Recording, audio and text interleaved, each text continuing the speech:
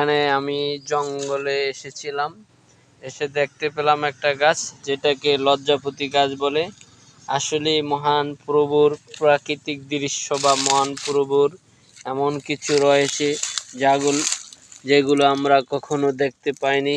এখন আপনাদেরকে এই গাছটার সম্বন্ধে দেখাচ্ছি। দেখেন, এই যে এই গাছটা কত সুন্দর, পাতাটা মেলে রয়েছে।